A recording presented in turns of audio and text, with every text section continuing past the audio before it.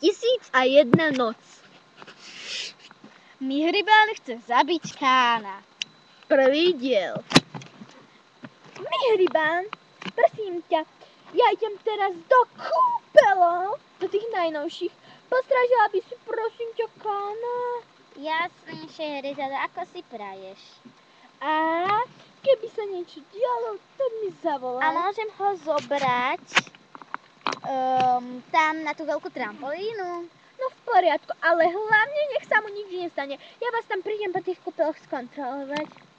Áno, dobre, Šehrizada. No dobre, čau. Ahoj. Kán do prdele, kde si? Tu som, Mihriban. Kán, nechceš zajsť na tú veľkú trampolínu do mesta? Áno, super, chcem, poďme. Na veľkej trampolíne v meste. Hurá! Janko, to je tak zábavne. Ja ťa sem nezmestím, tu sú nejaké dievčatka. Skákať s nami. No, ja to hneď vyriešim, Kánko.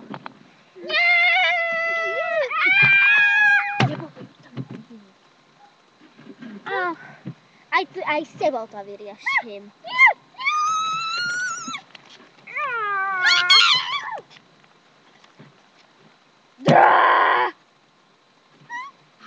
A už ťa otravovať nebudú, Kánko môj.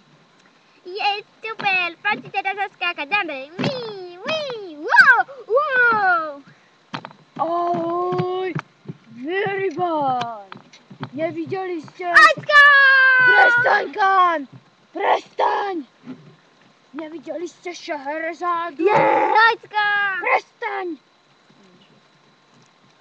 Nevideli ste Šehrezádu? Išla do kúpeľov. Aha. Je trampolína! No, Kán, keď už zomrel tvoj pripečený otec, tak môžeš zomrieť aj ty. Poď, hop. A raz, a dva, a Mihriban nie. A raz, a dva, a tri. Haha,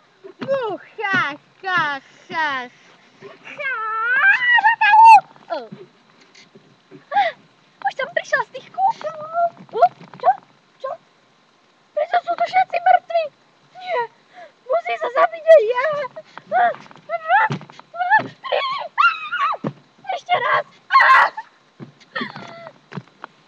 Pokračovanie na budúce.